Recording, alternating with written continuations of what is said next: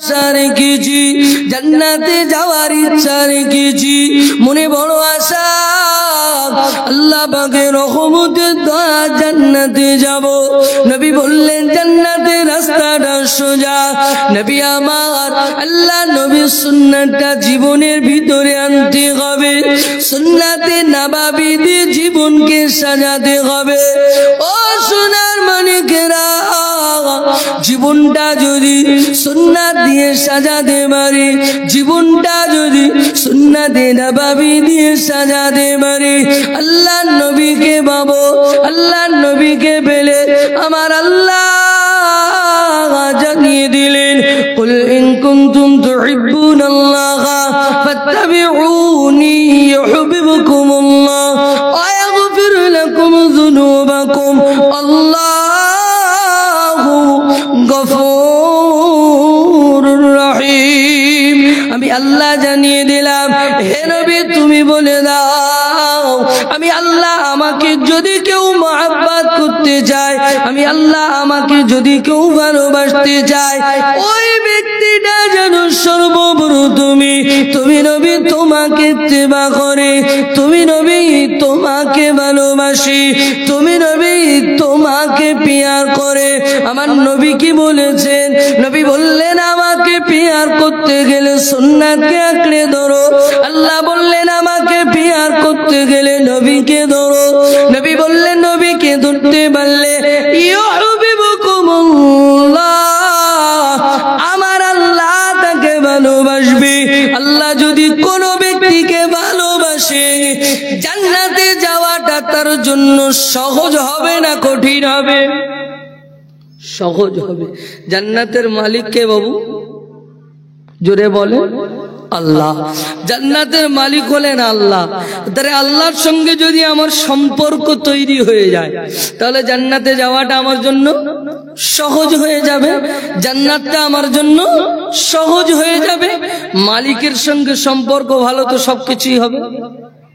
আর মালিকের সঙ্গে যদি সম্পর্ক না ঠিক থাকে, তাহলে জান্নাতে যাওয়া তো দূরের কথা, জান্নাতের সুগন্ধিও পাবো না। সেই জন্য জান্নাতের আশা রেখেছি, কিন্তু জান্নাতের রাস্তাতে চলতে পারি না। জান্নাতের রাস্তাতে চলতে হবে। সাহাবায়ে কেরামেরা এই রাস্তাটা ধরেছিলেন। পৃথিবীর জমিনে 10 জন সাহাবী জান্নাতের সার্টিফিকেট পেয়েছিল জীবিত অবস্থায়। জোরে বলেন সুবহানাল্লাহ।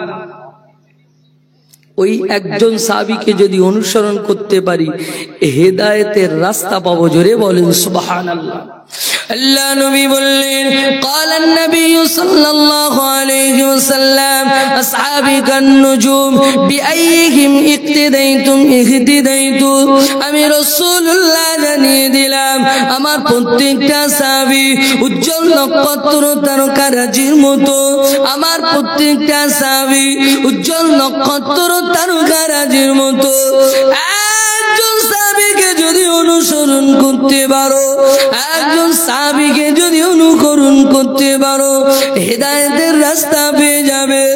ও দক্ষিণ গোলায় চণ্ডী সোনার মানিকেরা, একটা বার একজন সাহাবীকে অনুসরণ করে দেখেন। আল্লাহ নবীর কলিজা ছিলেন সাহাবী হযরতে আবু বকর সিদ্দিক, ইতিহাস আমরা জানি। হযরতে উমর ফারুক, ইতিহাস আমরা জানি। হযরতে উসমান রাদিয়াল্লাহু তাআলা আনহু, ইতিহাস আমরা জানি। হযরতে আলী কাররামাল্লাহু ওয়াজহু, ইতিহাস আমরা জানি। ও সোনার মানিক, একজনকে যদি অনুসরণ করতে পারি, হেদায়েতের রাস্তা পেয়ে যাব, হেদায়েত আল্লাহ দিয়ে দিবেন।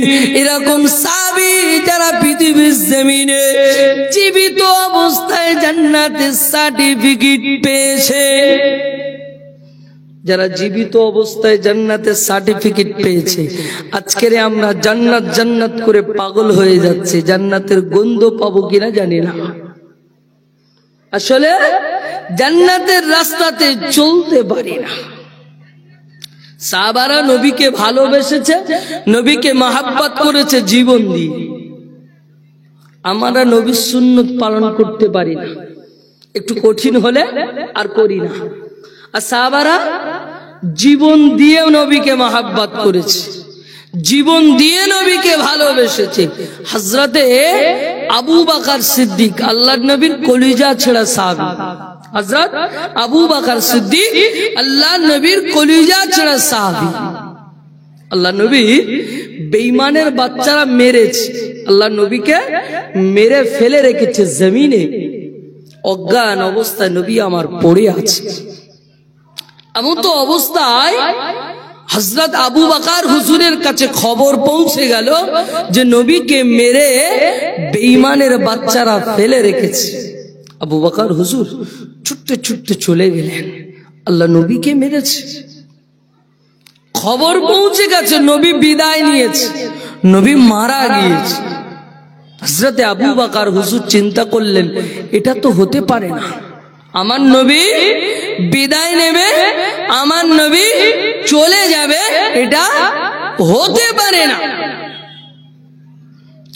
আল্লাহ নবীর কলিজা ছেঁড়া সাহাবী হযরত আবু বকর সিদ্দিক রাদিয়াল্লাহু তাআলা আনহু ওই সময়তে ছুটতে ছুটতে ছুটতে ছুটতে চলে গেলেন। কোথায় আমার নবী, কোথায় পড়ে রয়েছি, বেঈমানের বাচ্চারা কোথায় মেরেছি, বেঈমানের বাচ্চারা কোথায় ফেলে রেখেছে আমার নবীকে। ও সোনার মানে কান্ডা গুলো শুনে রেখে দেন। ওই সময়তে দেখতে পাগল আল্লাহ নবী জমিনে পড়ে রয়েছে। হযরত আবু বকর আল্লাহ নবীকে কোলে করে তুলে নিয়ে চলে গেলেন পার্শ্ববর্তী একটা আঙ্গুর বাগানে নিয়ে। আল্লাহ নবীর মাথাটা বুকের সঙ্গে জড়িয়ে ধরে রেখেছি। ইয়া রাসূলুল্লাহ, ইয়া হাবিবাল্লাহ হুজুর, ইয়া রাসূলুল্লাহ, ইয়া হাবিবাল্লাহ হুজুর, একটা বারের জন্য চোখটা খুলুন, একটা বারের জন্য জবানটা নেড়ে কথা বলুন। আল্লাহ নবী চোখটা খোলে না, আল্লাহ নবী জবানটা নেড়ে কথা বলে না। দ্বিতীয়বার আবার ডাকলেন, হুজুর একটা বারের জন্য চোখটা খুলুন, হুজুর একটা বারের জন্য জবানটা নেড়ে কথা বলুন। আল্লাহ নবী চোখটা খোলে না, আল্লাহ নবী জবানটা নেড়ে কথা বলে না। তৃতীয়বার আবার বললেন, হুজুর একটা বারের জন্য চোখটা খুলুন, হুজুর একটা বারের জন্য জবানটা নেড়ে কথা বলুন। আল্লাহ নবী চোখটা খোলে না, আল্লাহ নবী জবানটা নেড়ে কথা বলে না। ও সোনার মানিক ওই সময়তে দেখতে পাগল আল্লাহ নবীর কলিজা ছেঁড়া সাহাবী হযরত আবু বকর সিদ্দিক ওই সময়তে মাথাটা ছেড়ে দিয়ে উরাতের উপরে রেখে, মাথাটা ছেড়ে দিয়ে উরাতের উপরে রেখে আল্লাহ নবীর কলিজা ছেঁড়া সাহাবী আল্লাহ পাকের কাছে দোয়া তুলে দোয়া চায়, ও রব্বুল আলামিন আল্লাহ পাক, ও রব্বুল আলামিন আল্লাহ পাক, আপনার হাবিব যদি বিদায় নেয়, আপনার দোস্ত যদি বিদায় নেয়, ও রব্বুল আলামিন আল্লাহ আপনার দোস্তকে তুলে নেবেন না, আল্লাহ আপনার দোস্তকে তুলে নেবেন না। আমি আবু বকর জানিয়ে দিলাম, আপনার হাবিবকে ফিরিয়ে দেন, আপনার দোস্তকে ফিরিয়ে দেন, আমাদের নবীকে ফিরিয়ে দেন। ও রব্বুল আলামিন আল্লাহ, আপনি যদি আমার নবীকে ফিরিয়ে দেন, আপনি যদি আমার নবীকে না ফিরিয়ে দেন, ইসলামের জন্য ক্ষতি হয়ে যাবে, ইসলামটা শেষ হয়ে যাবে। ও রব্বুল আলামিন আল্লাহ, আমি আবু বকর আমাকে তুলে নেন, আমি আবু বকর আমাকে তুলে নেন, আমার জীবনের পরিবর্তে আমার রাসূলুল্লাহর পুনরুজ্জীবন নসিব করুন। জোরে বলেন, আর একটু জোরে বলেন। আল্লাহ আপনি আমাকে তুলে নেন, আমার জীবনের পরিবর্তে আমার রাসূলুল্লাহর পুনর্জীবন নসিব করুন। কতটা মহব্বত করতেন, নবীর বিদায় দেখতে রাজি নয়, নবীর বিদায় দেখতে রাজি নয়, আল্লাহ আমাকে তুলে নেন। কতটা মহব্বত করতেন, কতটা ভালোবাসতেন, কতটা নবীকে প্যার করতেন। এরপরে পৃথিবীর জমিনে জীবিত অবস্থায় জান্নাতের সার্টিফিকেট পেয়েছে। সাহাবাদের ভালোবাসা আমাদের ভালোবাসা যদি একত্রিত করা যায়, গোটা আসমান আর জমিনের পার্থক্য হয়ে যাবে। কারণ আমরা সুবিধাবাদী ভালোবাসি, নাকি বলে? যেটা সুবিধা সেটা করি, আর যেটা বেকাল, যেটা অসুবিধা ওটা করি না, তার ধার দিয়ে পথ বইব না। এটাই হচ্ছে আমাদের নীতি। ওই নীতিতে চললে জান্নাত পাওয়া কঠিন হবে, জান্নাত পাওয়া যাবে না। হযরতে আবু তালহা রাদিয়াল্লাহু তাআলা আনহু, আল্লাহর নবীর একজন সাহাবী, যুদ্ধের ময়দানে হযরতে আবু তালহা দাঁড়িয়ে আছে, আল্লাহর নবীকে গাঁট করে দাঁড়িয়ে আছে, ফেস রাসূলের দিকে, হুজুরের দিকে ফেস দিয়ে দাঁড়িয়ে আছে। বেঈমানের বাচ্চাদের দিকে পিঠটা দিয়েছে। কি দিয়েছে? পিঠ দিয়েছে। সোনার মণি কান্ডা করে শুনে রেখে দেন বেঈমানের বাচ্চারা হযরতে আবু তালহার পিঠে দিয়ে একটা নয় দুটো নয়, একটা নয় দুটো নয়, ৭৯টা তীর মেরেছে।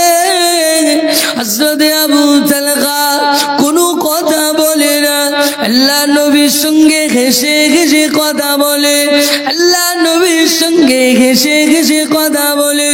আল্লাহ নবী ওই সময়তে আল্লাহ নবীর দিকে যখন পিছনটা ঘুরেছে, আল্লাহ নবী তালহাকে বলেছিলে, ও বাবা তালহা, ও বাবা আবু তালহা, দেখো একটা বার তোমার পিঠেতে একটা নয় দুটো নয় ৭৯টা তীর বিঁধে রয়েছে।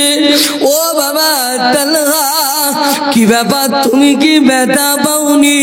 তুমি কি কোনো ব্যথা পাওনি?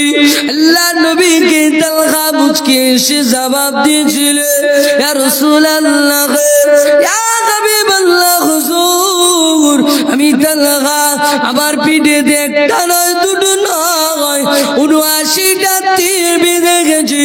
আমি তালহা একবারের জন্য বুঝতে পারিনি।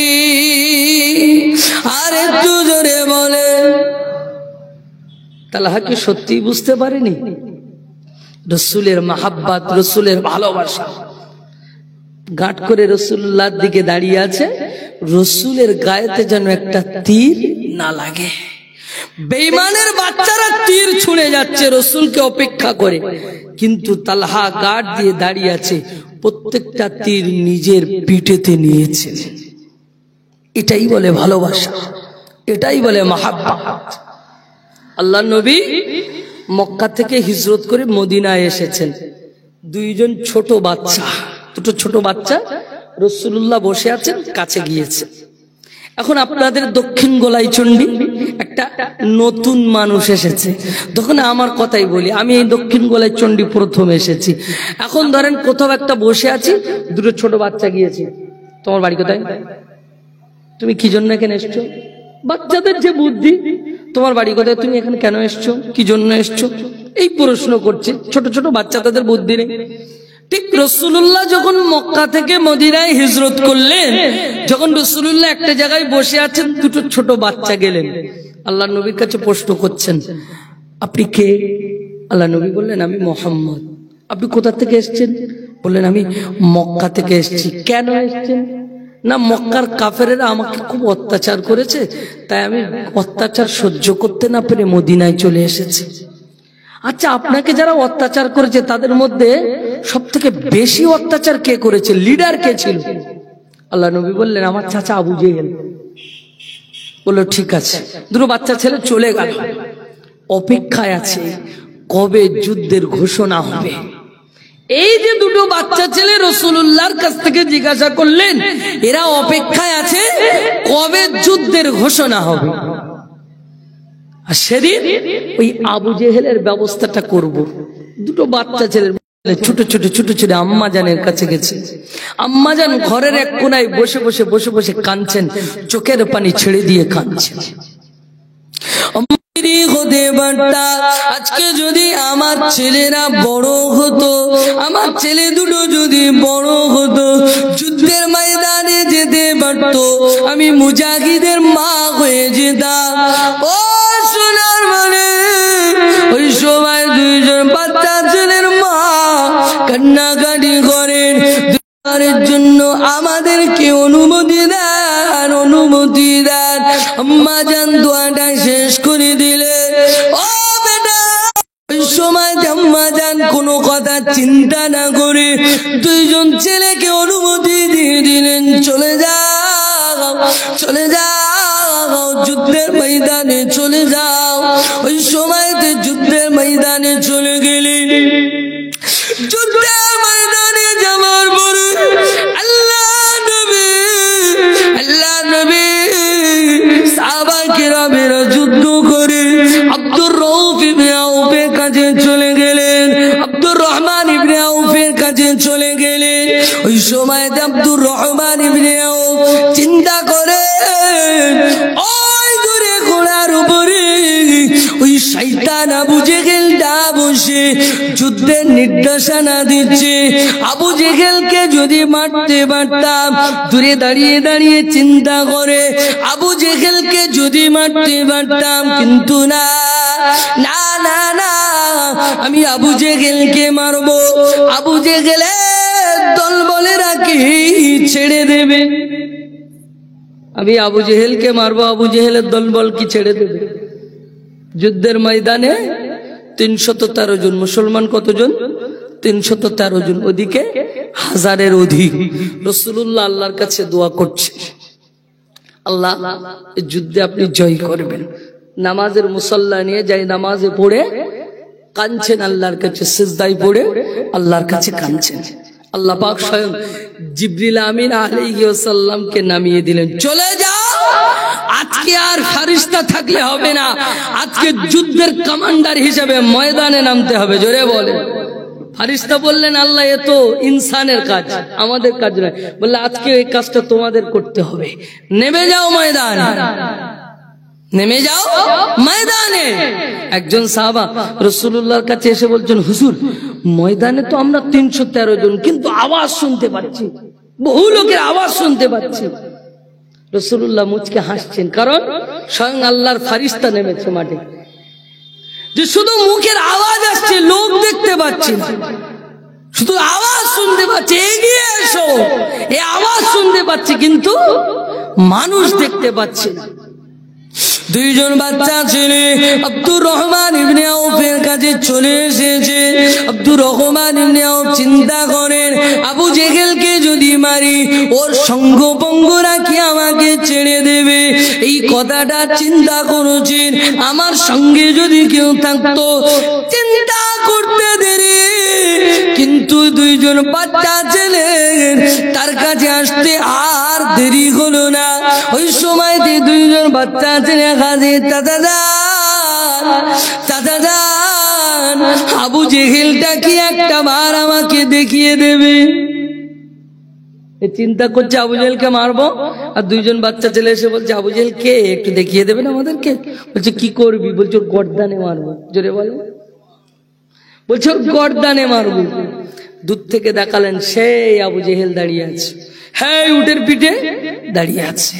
ওই দেখাতে দেরি, দুইজন বাচ্চা মাজ আর মুয়াজের ওই আবু জেহেলের কাছে যেতে দেরি হলো না, পৌঁছে গেল।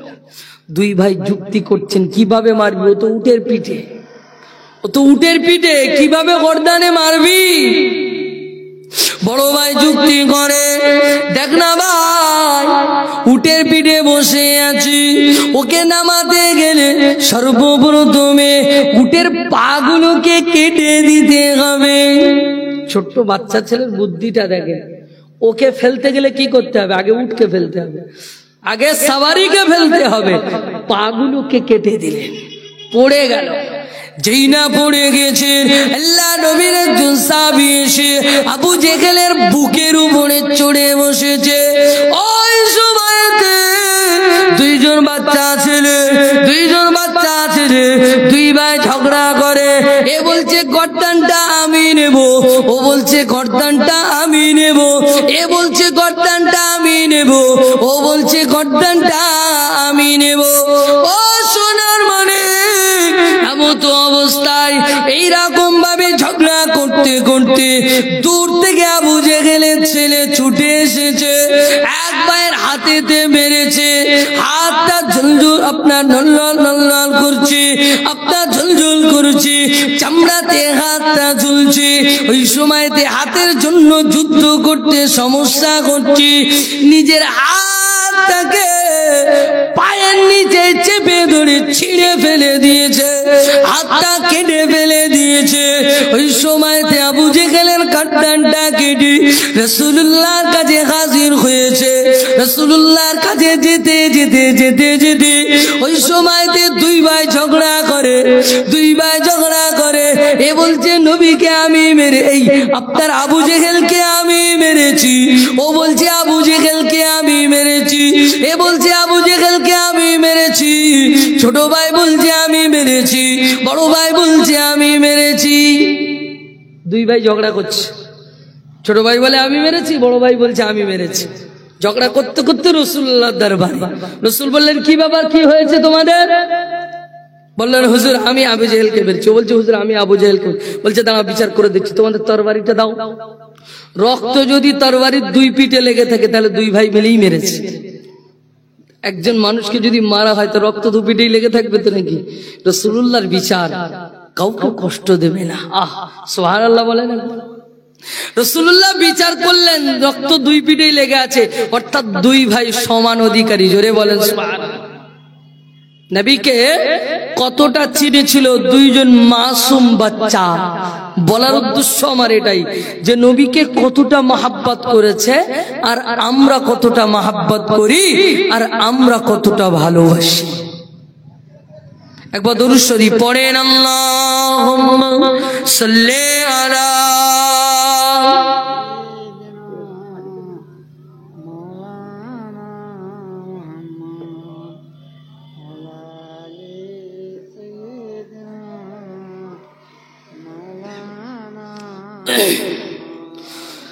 ওরে ও মাটি মদিনার মাটি, ওরে ও ভূমি মদিনার ভূমি, দুই দিকে দুই সাথী গায়, বিচখানে আমার নবী জিন্দা শুয়ে রয়, বিচখানে আমার নবী জিন্দা শুয়ে রয়। ওরে ও মাটি মদিনার মাটি, ওরে ও ভূমি মদিনার ভূমি, দুই দিকে দুই সাথী গায়, বিচখানে আমার নবী জিন্দা শুয়ে রয়, বিচখানে আমার নবী জিন্দা শুয়ে রয়। মদিনার দোলাবালে পাই যদি সামনে আমি, মদিনার দোলাবালে পাই যদি সামনে আমি, মখতামা মে সুরমা বলে গায়, বিচখানে আমার নবী জিন্দা শুয়ে রয়, বিচখানে আমার নবী জিন্দা শুয়ে রয়। ওরে ও মাটি মদিনার মাটি, ওরে ও ভূমি মদিনার ভূমি, দুই দিকে দুই সাথী গায়, বিচখানে আমার নবী জিন্দা শুয়ে রয়, বিচখানে আমার নবী জিন্দা শুয়ে রয়। রওজাতে শুয়ে নবী কাঁদে যারে যার, পাপে বড়া গুনাহে ভরা উম্মত আমার। রওজাতে শুয়ে নবী কাঁদে যারে যার,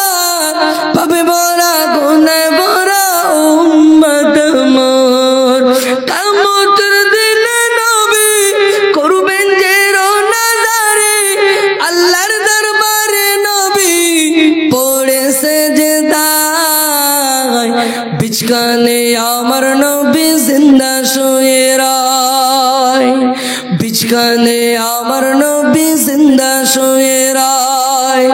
ওরে ও মাটি মদিনার মাটি, ওরে ও ভূমি মদিনার ভূমি, দুই দিকে দুই সাথী গায়। বিছখানে আমার নবী জিন্দা শুয়ে রায়, বিছখানে আমার নবী জিন্দা শুয়ে রায়। আল্লাহুম্মা সাল্লি আলা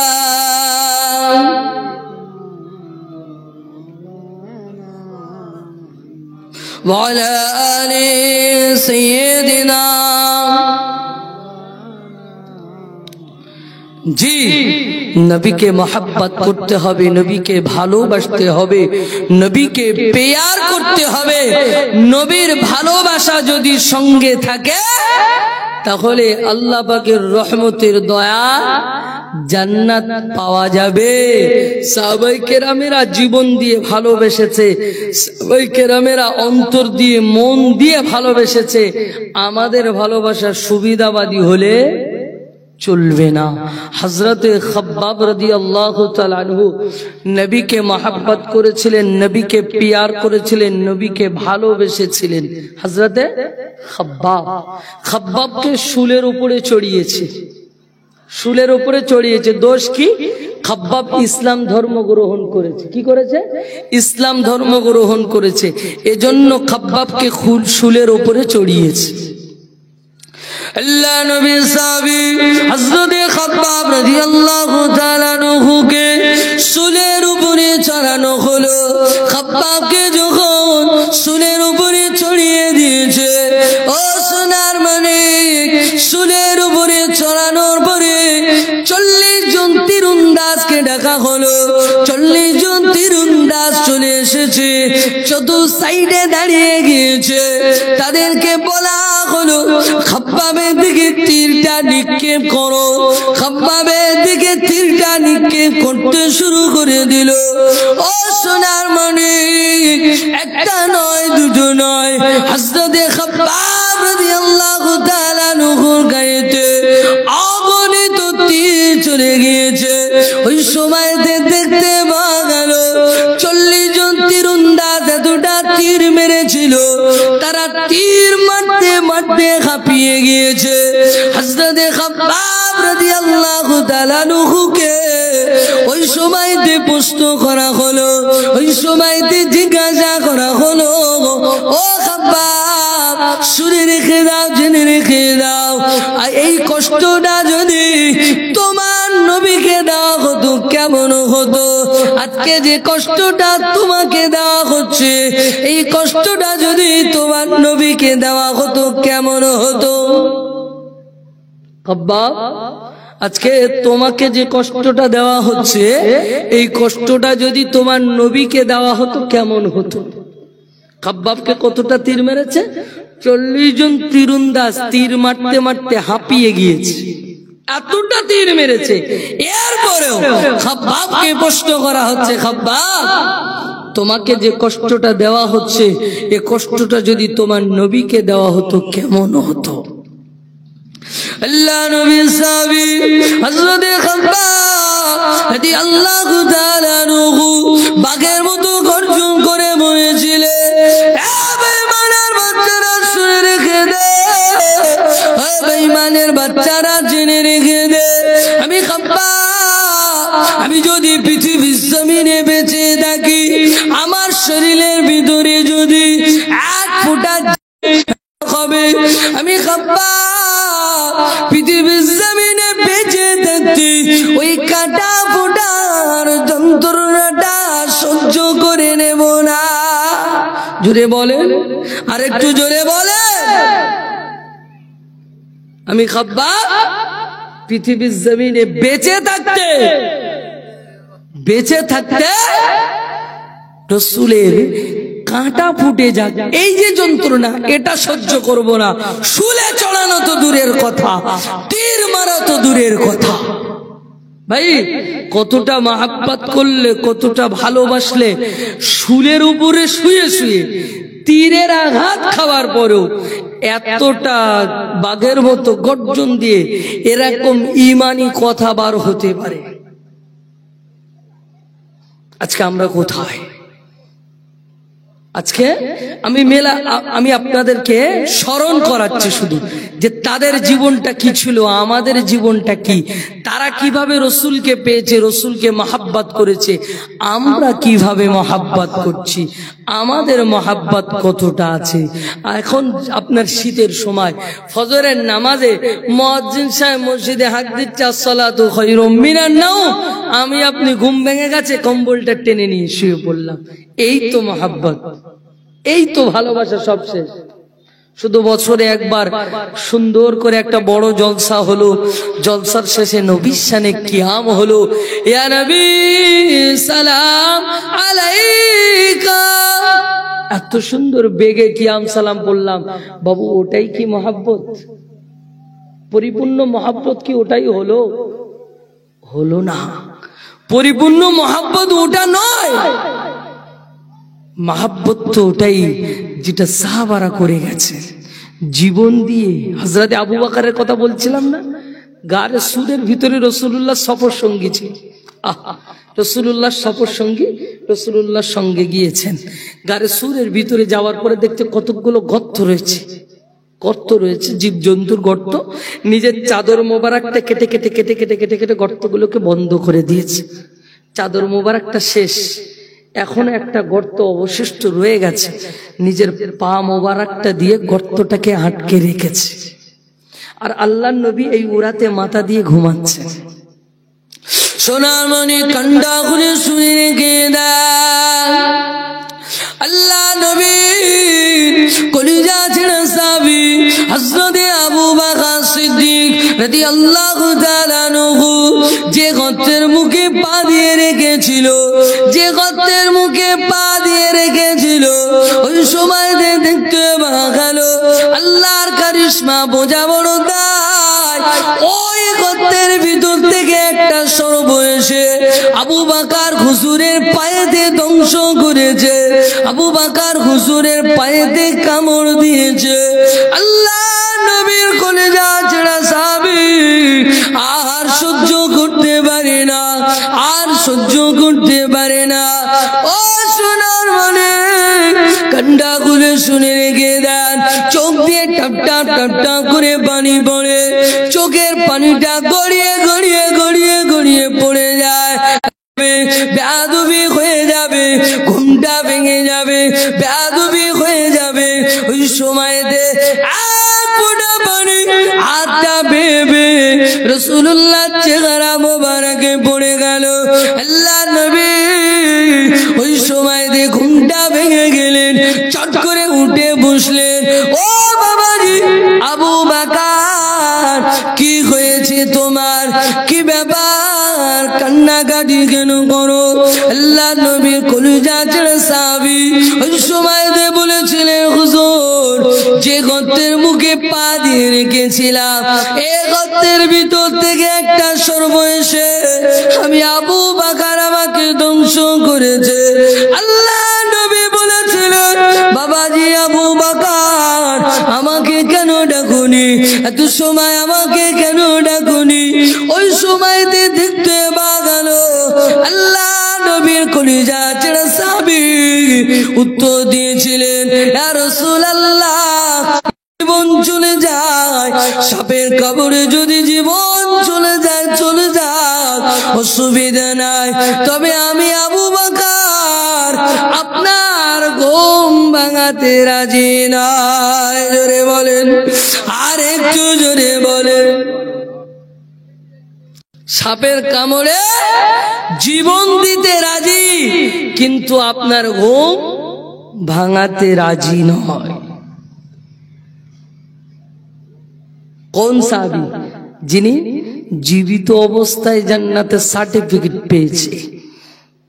একজনকে অনুসরণ করেন, আবু বকর হুজুরকে অনুসরণ করেন। আসহাবে কান নুজুম বিআইহিম ইকতিদাইতুম ইহতিদাইতুম, আমি রাসূলুল্লাহ জানালাম আমার প্রত্যেকটা সাহাবী উজ্জ্বল নক্ষত্র তারকারাজির মতো। একজন সাহাবী হেদায়েতের রাস্তা পেয়ে যাবে। একজনকে অনুসরণ করুন, একজনকে, হেদায়েতের রাস্তা পেয়ে যাবে। আজকের আমাদের হেদায়েতের ধান্দাই মাথায় নেই, শুধু পয়সা কিভাবে ইনকাম করব। আজকে 10 টাকা ইনকাম করি, কালকে চিন্তা আসবে 20 টাকা কি করে হবে। আজকে 20 টাকা হয়েছে, পরশুদিন কোরআনের কথাকে ভুলে গেছি, কোরআনের রাস্তাতে চলতে পারছি না। ছেড়ে দেন, ফিরে আসেন, ফিরে আসেন। মৌত কখন আসবে বলে আসবে না। আল্লাহ পাক জানালে ফাইদা জা আজালুহুম লা ইস্তাখিরুনা সাআতাও ওয়া লা ইস্তাকদিমুন। ও সোনার মানিক, মৌতটা কখন আসবে বলে আসবে না। ও সোনার মানিক, কান্ডা খুলে শুনে রেখে দেন, আপনার মৃত্যু কখন হবে তার 1 সেকেন্ড আল্লাহ পাক যে সময়টা নির্ধারণ করে রেখেছে, ও সময়টা তো আমরা জানি না। তার 1 সেকেন্ড আগেও হবে না, পরেও হবে না। ওই সময়তে আল্লাহ আমাদেরকে মৃত্যু বরণ করাবেন। ও সোনার মানিক, মৃত্যুর ভয়েতে যদি লোহার পিঞ্জারার ভিতরে ঢুকে যায়, তারপরও আজরাইল আমাকে ছাড়বে না। আজরাইল আমার জানটা কবজ করে নিয়ে চলে যাবে। ও সোনার মানিক, মৃত্যু কখন আসবে বলে আসবে না। যে ব্যক্তিটা পৃথিবীর জমিনে যখন এসেছিলাম, আসার একটা সিরিয়াল ছিল, কিন্তু যখন চলে যাব, চলে যাবার কোনো সিরিয়াল থাকবে না। পৃথিবীর জমিনে এসেছি, আমার আব্বা এসেছে, এরপরে আমি এসেছি, এরপরে আমার সন্তান এসেছে, তারপরে আমার নাতি এসেছে। ও সোনার মানিক, এরকম ভাবে একটা সিরিয়াল রয়েছে, কিন্তু চলে যাবার কোনো সিরিয়াল নাই। একটা বারো কি ভেবেছেন আমার দাদু বেঁচে রয়েছে, আমি বেঁচে রয়েছি, আমার আব্বা বেঁচে রয়েছে, আমার সন্তান বেঁচে রয়েছে, আমার নাতি বিদায় নিয়ে চলে যাচ্ছে। ও সোনার মানিক, মৃত্যুর কোনো সময় আমরা জানি না, যেখানে যাওয়ার সময় আমরা জানি না, তার জন্য আমাদের তো সর্বসময় প্রস্তুত থাকতে হবে। আমার বন্ধু আমাকে বললেন, কাল সকালে তোকে নিয়ে কলকাতায় যাব। টাইম বলেন, কাল সকালে, ফার্স্ট সকালে তোকে নিয়ে কলকাতায় যাব। তাহলে আমাকে ভোরবেলা থেকে রেডি হয়ে বসে থাকতে হবে, না জানি কখন আসবে, গাড়ির হরেন দেবে, চল নাকি। ও তো টাইম বলেনি। আল্লাহ আমাকে কখন তুলে নেবেন টাইম বলেনি, রেডি হয়ে বসে থাকতে হবে। আল্লাহ ডাকবেন লাভবাইক বলে সাড়া দিতে হবে। যে যদি প্রস্তুত থাকতে পারি, লাভবাইক বলে যদি সাড়া দিতে পারি, ও পারে গিয়ে নাজাত পাবো, জান্নাতের ফয়সালা হবে। এপারে প্রস্তুত থাকতে হবে। আল্লাহ পাক কোরআনে কারীমের ভিতরে জানালেন, ওমা খালাকতুল জিন্না ওয়াল ইনসা ইল্লা লিয়াবুদুন। আমি আল্লাহ পৃথিবীর জমিনে জিন এবং মানব জাতিকে সৃষ্টি করেছি শুধুমাত্র আমার ইবাদত করার জন্য, শুধুমাত্র আমার বান্দেগি করার জন্য, শুধুমাত্র আমার উপাসনা করার জন্য।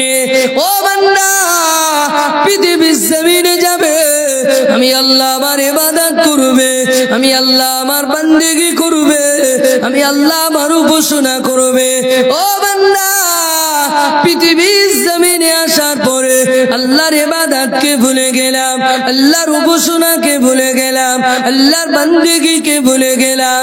ও বান্দা, একটা বারো কি ভেবে দেখেছো আল্লাহ তো তোমাকে ইবাদত করার জন্য পাঠিয়েছিল? বান্দা, পৃথিবীর জমিনে যাবে অনলি ফর আমার ইবাদত করবে, শুধুই আমার ইবাদত করবে। এখন প্রশ্ন আসতে পারে, শুধু যদি মসজিদে গিয়ে আল্লাহ আল্লাহ করি পেট চলবে কি করে? এটাই তো প্রশ্ন আসতে পারে নাকি? শুধু যদি নামাজ পড়ি আর আল্লাহ আল্লাহ করি পেট চলবে কি? চলবে না। আল্লাহ বললেন, বান্দা টেনশন করতে হবে না, 24টা ঘন্টা যা করবে সমস্ত কিছুই আল্লাহর ইবাদত হবে। জোরে বলেন সুবহানাল্লাহ। 24 ঘন্টা যা করবে সমস্ত কিছুই আল্লাহর ইবাদত হবে। মসজিদের মুয়াজ্জিন সাহেব ফজরের সময় আযান দিচ্ছে, আসসালাতু খায়রুম মিনান নাওম, আসসালাতু খায়রুম মিনান নাওম। ঘুম থেকে নামাজ উঠতো, ঘুম থেকে নামাজ উঠতো। ও সোনার মানে যদি মুয়াজ্জিন সাহেবের আযানের আওয়াজটা শুনে চোখে সঙ্গে সঙ্গে মসজিদে চলে যায়, 2 রাকাত সুন্নত নামাজটা পড়ে নিয়ে ইমামের পিছনে দাঁড়িয়ে 2 রাকাত ফরজ নামাজটা পড়ে নিলাম, ইখতাদাইতু বিহাযাল ইমাম। ও সোনার মানে কান্ডা খুলে শুনে রেখে দাও, ওই নামাজটা পড়ার পরে আমি আমার কর্মতে চলে গেলাম, হালাল পন্থা যে কর্মটা করি ওই কর্মতে চলে গেলাম। ওই কর্মটা শুরু করার পূর্বে বিসমিল্লাহির রহমানির রহিম বলে আমি আমার কর্মটা শুরু করে দিলাম। ও সোনার মানে ওই কর্মটা যত সময় করব আল্লাহ পাকের ইবাদত হয়ে যাবে। আর একটু জোরে বলে সোনার মানে যোহরের সময় হয়ে গেল, যোহরের নামাজটা আদায় করে নেন। পৃথিবীর জমিনে যেখানে থাকেন না কেন, যে স্থানে থাকেন না কেন, আপনি যেখানে আছেন মসজিদে নেই, মসজিদে নেই এ অজুহাতে নামাজ কামাই করা চলবে না, নামাজ ছেড়ে দেওয়া চলবে না। ও সোনার মানে কান্ডা খুলে শুনে রেখে দেন, আল্লাহ পাক উম্মতে মুহাম্মাদের জন্য গোটা পৃথিবী জমিনটাকে মসজিদ বানিয়ে দিয়েছে। আর একটু জোরে বলে মসজিদ নেই এ অজুহাতে নামাজ ছেড়ে দেবেন। আল্লাহ বললেন সে কল নেই বান্দা, গোটা পৃথিবীর জমিনটা তোমাদের জন্য মসজিদ বানিয়ে দিলাম। জোরে বলে বান্দা যে স্থানে আছো একের অধিক লোক হলে জমাত করে নাও, একা হলে একা একা নামাজ পড়ে নাও। বান্দা নামাজে দাঁড়িয়ে যাও। বান্দা অজুহাত দেবে আল্লাহ পানি নেই অজু করতে পারবো না। আল্লাহ বলল বান্দা ওটাও কল নেই, ও অজুহাত চলবে না। আল্লাহ বলল যেখানে কল নেই পানি নেই তুমি তায়াম্মুম করে নাও, মাটিতে হাত ঘষে একটু তায়াম্মুম করে নামাজে দাঁড়িয়ে যাও। জোরে বলে কোনো কল আছে ছাড় বাবা? তুমি কোন অজুহাত দেবে বান্দা? আল্লাহ ছাড় দেবে না। জোহরের নামাজটা আদায় করে নিলাম। ও সোনার মানিক দুপুরের খানাটা খেতে বসে গেলাম। খানা খাওয়ার একটা সুন্নাত রয়েছে, খানা খাওয়ার সুন্নাত গুলো আদায় করে নিলাম। ও সোনার মানিক দস্তরখানটা বিছিয়ে নিলাম। খানা খাওয়ার একটা দোয়া রয়েছে, আল্লাহুম্মা বারিক লানা ফিমা রাযাকতানা ওয়া কিনা আযাবান নার। ও বান্দা খানা সামনে আসলে দোয়াটা পড়ে নাও। ও বান্দা খানাটা শুরু করবে বিসমিল্লাহ ওয়া আলা বারাকাতিল্লাহ। ও বান্দা খানা খাওয়াটা শুরু করে দাও। বান্দা সুন্নাত মোতাবেক যদি তোমার খানা খাওয়াটা হয়, ও বান্দা ওই খানা খাওয়াটাও আমি আল্লাহ আমার ইবাদত হবে। আর একটু জোরে বলেন বান্দা তুমি ঘুমাতে চলে যাবে, বান্দা খাবার মাঝখানে দোয়া আছে, বান্দা খানার শেষে দোয়া রয়েছে। ও বান্দা তুমি ঘুমাতে যাবে, বান্দা তুমি শুতে চলে যাবে, ঘুমানো সুন্নাত গুলো আদায় করে নাও। বান্দা রাতের ঘুমের পূর্বে একটা বার ওযু করে নাও, ওযু করে বান্দা ঘুমিয়ে যাও, দোয়াটা পড়ে ঘুমিয়ে যাও। ঘুমানোর পূর্বে একটা বার আয়াতুল কুরসিটা পড়ে নাও। বান্দা যদি 4 কুল মুখস্থ থাকে 4 কুলটা পড়ে নাও। ও বান্দা ঘুমের দোয়াটা পড়ে নাও। বান্দা কান্ডা খুলে শুনে রেখে দাও, ওই ঘুমটা যতক্ষণ ঘুমাবে আল্লাহ পাকের ইবাদত হয়ে যাবে। বলেন বান্দা তুমি ঘোরাফেরা করছো, বান্দা তুমি চলাফেরা করছো, ওই সময়তে দেখতে পাগল রাস্তাতে চলছো, সাইকেল নিয়ে যাচ্ছো, মোটর সাইকেল নিয়ে যাচ্ছো, চার চাকা নিয়ে যাচ্ছো, বান্দা জবানে একটা জিকির করো, সুবহানাল্লাহ, আলহামদুলিল্লাহ, ওয়া ইলাহা ইল্লাল্লাহ, আল্লাহু আকবার। ও বান্দা, এই জিকিরটা যদি তোমার জবানে থাকে, বান্দা কোনো কষ্ট হবে না, বান্দা কোনো কষ্ট হবে না। ও বান্দা, যতক্ষণ ঘোরাফেরা করবে, বান্দা যতক্ষণ চলাফেরা করবে, বান্দা ওই চলাফেরাটাও আল্লাহ পাকের ইবাদত হয়ে যাবে। জোরে বলেন, আর একটু জোরে বলেন। বান্দা 24টা ঘন্টা যা কিছু করবে সমস্ত কিছু আল্লাহর ইবাদত। চিন্তা ছিল আমাদের যে যদি আল্লাহ আল্লাহ করি তো পেট চলবে কি করে। আল্লাহ বলল বান্দা ওটা নয়, সমস্ত কিছুই ইবাদত হবে, তবে যদি ইবাদতের মতো করতে পারি। আর আমরা কি করি? 8টার সময় কাজে যাব, বউকে বলেছি 7:30টায় ডাকবি, তার 1 মিনিট আগে যদি ডাকিস তোর খবর আছে কিন্তু। বউ যদি কোনো ক্রমে ব্যতিক্রমে কোনোদিন 7টায় ডেকেছে, ওর 12টা বেজে গেছে, দিন আর ও বেটির দিন ভালো যাবে না। এত মার মারবে, এত বকা, দিন ঘুম হয়নি। ও গেল 8টার সময় কাজে, জয়েন করলো 9টায়, কাজ কাম করছে। ওই কাজটা কি আল্লাহর ইবাদত হবে? ও তো দিনের শুরুর যে নামাজটা, ফারিস্তা যখন ওর নামে আপনার নথি করছিল, ফারিস্তা যখন ওর নামে আমল নামা লিখছিল, তখন তোকে খুঁজে পাইনি। ফারিস্তা কখন আসে? ফজরের সময় আসে আর আসরের সময়। আপনার কাঁধে কিরমান কাতিবিন দুটো সিসি ক্যামেরা আছে। কি আছে? CC camera. এই সিসি ক্যামেরা কে আবিষ্কার করেছিল? এখন দেখেন না চারিদিকে সব ক্যামেরা, সিসি ক্যামেরা এখান ওখান লাগানো আছে। এ কে আবিষ্কার করেছে? আমার আল্লাহ।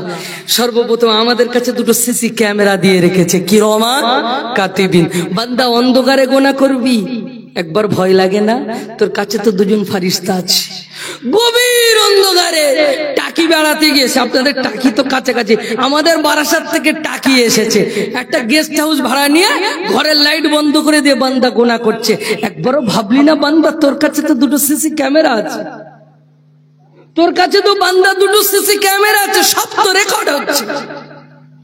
একটা বড় বান্দা ভাবলি না যে ফজরের নামাজের সময় ফারিস্তা চেঞ্জ হয়, আবার আসরে গিয়ে চেঞ্জ হবে। এই 2 ওয়াক্ত আপনাকে তো পেলো না, সারাদিনে 5 ওয়াক্ত নামাজে তো আপনার পেলো না, তো আপনার ইবাদত কি করে হবে? আপনি বাড়িতে আসলেন, দুপুরবেলা খিদে লেগেছে, বউকে বললেন ভাত দে, দিয়ে বসে গেলেন, আর দোয়া নেই কিছু নেই, গপ গপ করে মেরে দিলেন 1 থালা ভাত। ওর মধ্যে কোনো সুন্নত পাওয়া গেছে? কোনো দোয়া পাওয়া গেছে? কি হবে? কিছুই নেই। ও তো ইবাদত হবে না। আপনি রাস্তায় চলছেন, মনে ভালো লাগে না, শুরু করে দিলেন টুনি। অনেক কিছু গান বলে না, রাস্তায় দেখেছেন না, মনের আনন্দে গান বলে যাচ্ছে। বাবু একটু সুবহানাল্লাহ আকবার, জবানে কিচ্ছু ভারী মনে হবে না, কোনো কষ্ট হবে না। একটু বলেন, জান্নাত পাবেন। সারাদিনটা যদি জিকিরের সঙ্গে কেটে যায়, আপনি আল্লাহর রহমতের দয়ার জান্নাত পাবেন। কিন্তু আমরা এই ছোটখাটো আমল করি না, আমাদের ভিতরে নাই। ছোটখাটো আমল আমাদের ভিতরে নাই, আমরা এই আমল করি না।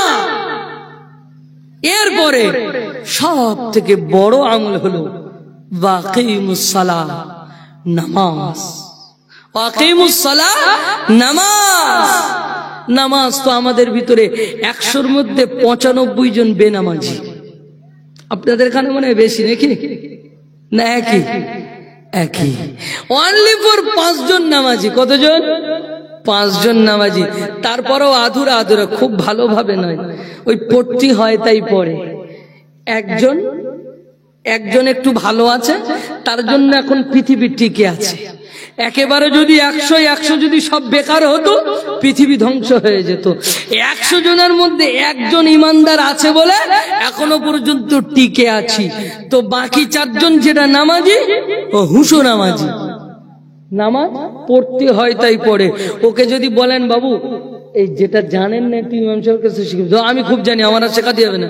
14 বছর নামাজ পড়তে যে আমার ভুল হয়, উল্টো রোগ আপনার। বাবু নামাজের রুকুতে কি বলে একটা বার কি বলবে? বাবু বলতে পারে না। ও বাবু নামাজের সাজদাতে কি বলে একটা বার কি বলবে? বাবু তো বলতে পারে না। ও বাবু বইটাকে বসে কি বলে একটা বার কি বলবেন? বাবু তো বলতে পারে না। ওইটাকে বসে আপনার দোয়ায় তাশাহুদ পড়ে, বাবু তো বলতে পারে না। দোয়া দরুদে ইব্রাহিম পড়ে, বাবু তো বলতে পারে না। ও সোনার মানে ওইটাকে বসে দোয়ায় মাসুরাটা পড়ে বাবুকে জিজ্ঞাসা করা হলো, ও বাবু 70 বছর নামাজ পড়ছেন, দাড়িটা তো পেকে গেল, একটা পা কবরে চলে গেল, দোয়ায় মাসুরাটা একটু শোনাও। বাবু বলছে খায় না মাকে। কিসে? বলছে দোয়ায় মাসুরাটা বলো। বলে খায় না মাকে, জানে না দোয়ায় মাসুরা কি। দরুদে ইব্রাহিম বলতে পারবে না, দোয়ায় তাশাহুদ বলতে পারবে না। বাবু ওই নামাজটা আল্লাহর দরবারে কবুল হবে বলে মনে হয়? ও তো বেকার নামাজ পড়া, ও তো বেকার। খাসির গোশত আপনাদের এদিকে পাওয়া যায় কত করে কেজি? 700-800 টাকা এরকম কেজি। বারাসাত এলাকায় তাই 700-800 টাকা কেজি। এখন ধরেন 700 টাকা কেজি খাসির গোশত একদিন খাওয়ার ইচ্ছা আছে। এমনি কেউ কিনে খায় না, মুসলমানরা কিনে খায় কি? অত সহজে কেউ কেনে না। ওই কেউ একটু আকিকা করলো যদি 200 গ্রাম দেয় ওইটাই নসিবি জোটে নাকি। এখন আর কুরবানির সময় একটু আশা থেকে খাসির গোশত নেবো। এখন একজন আর সব জেগেছে খাসির গোশত খাবো, বাজার থেকে 500 গ্রাম কিনে এনেছে, দাম বেশি, অল্প করে কিনে এনেছে। বাড়ির মেম্বার হলো 10 জন, 10 জনা 500 গ্রাম গোশত। স্ত্রীকে বলেছে সুন্দর করে রান্না করো, অল্প জিনিস অল্প খেলে যেন এক থালা ভাত খেয়ে নেওয়া যায়, এরকম ভাবে রান্না করো। স্ত্রী আপনার সুন্দর করে রান্না করা শুরু করে দিলেন। আদা বাটা দিলেন, জিরে বাটা দিলেন, সমস্ত মাল মশলা ভালো করে দিয়েছে। হতভাগিনী নুন দিতে ভুলে গিয়েছে। একটা বার বলেন ওই 400 টাকা দামের 500 গ্রাম খাসির গোশত কি আপনার হলারের ভিতরে ঢুকবে? সব মশলা দিয়েছে কিন্তু নুন দেয়নি, ওটা কি হলারে যাবে বলে মনে হয়? যাবে না। দাম কত? 500 গ্রাম 400 টাকা, বিশাল দাম। কিন্তু নুন না দেওয়ার কারণে ওটা আপনার হলারে যাবে না, এখানে গিয়ে আটকে থাকবে, এদিকও আসবে না ওদিকও যাবে না, মানে ভালো লাগছে না। সোনার মানিক নামাজে দাঁড়িয়ে গেছেন, আল্লাহু আকবার বলে নামাজে সানাটা পড়তে হয়। ও চাচা একটা সানাটা বলতে পারবে? চাচাকে জিজ্ঞাসা করলে চাচা বলল কি ছানা? আলু ছানা না বেগুন ছানা? পটল ছানা না আপনার বেগুন ছানা? চাচা তো বলতে পারে না। ও চাচা ও ছানা নয়, এ ছানাটা হলো নামাজের দুআয়ে সানা। এই দুআয়ে সানাটা নিয়ত করার পরই পড়তে হয়। সুবহানাকাল্লাহুম্মা ওয়া বিহামদিকা ওয়া তাবারাকা ইসমুকা ওয়া তাআলা জাদ্দুকা ওয়া লা ইলাহা গায়রুক। ও চাচা এই সানাটা তুমি তো জানো না, এরপরে সূরা ফাতিহা পড়তে হবে। চাচাকে জিজ্ঞাসা করুন, চাচা আলহামদু শুরু কি মুখস্থ আছে? বলে সেকেলে মুখস্থ করে রেখেছিলাম, আলহামদুলিল্লাহ রব্বিল আলামিন সেকেলে মুখস্থ করে রেখেছিলাম। চলবে কি? এখন আলহামদুলিল্লাহি রব্বিল আলামিন, এখন যদি কেউ ভুল করে আলহামদুলিল্লাহি রব্বিল আলামিন পড়ে, এটা সচরাচর সবাই ভুল করে। আলহামদু বড় হা, এটা যদি কেউ ছোট হাই করে আলহামদু, এই আলহামদুলিল্লাহি রব্বিল আলামিন সমস্ত প্রশংসা আল্লাহর জন্য। আলহামদুলিল্লাহি রব্বিল আলামিন সমস্ত নোংরামি আল্লাহর জন্য। নাউজুবিল্লাহ বলে কতটা পার্থক্য হয়ে যাচ্ছে, আসমান আর জমিনের পার্থক্য। তাহলে কতটা ভেবে চিন্তে কোরআন পড়তে হবে বুঝতে পারছেন? কতটা ভেবে চিন্তে কোরআন পড়তে হবে। এবার একটা বার বুঝেন, আলহামদুলিল্লাহি রাব্বিল আলামিন আর রহমানির রহিম মালিকি ইয়াউমিদ্দিন ইয়াকা না'বুদু ওয়া ইয়াকা নাস্তাঈন ইহদিনাস সিরাতাল মুস্তাকিম সিরাতাল লাযীনা আন'আমতা আলাইহিম গায়রিল মাগদুবি আলাইহিম ওয়ালাদ-দাল্লিন। আর আমরা কি মুখস্থ? সেকেলে মুখস্থ। চাচা একটু একেলের চেষ্টাও করে না যে এখন একটু পরিবর্তন করি, একটু ভালো করি, একটু শিখি।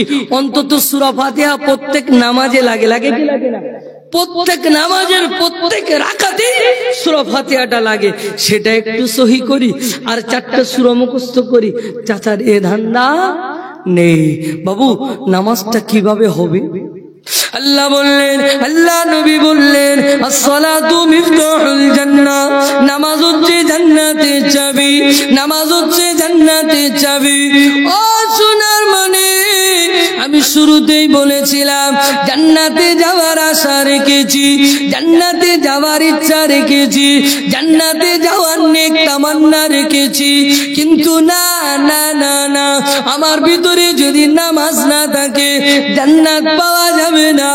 ও সোনার মানে, নামাজ পড়তে হবে, নামাজের মতো পড়তে হবে, যে নামাজটা আমার আল্লাহ পড়তে বলেছেন, যেভাবে পড়তে বলেছেন।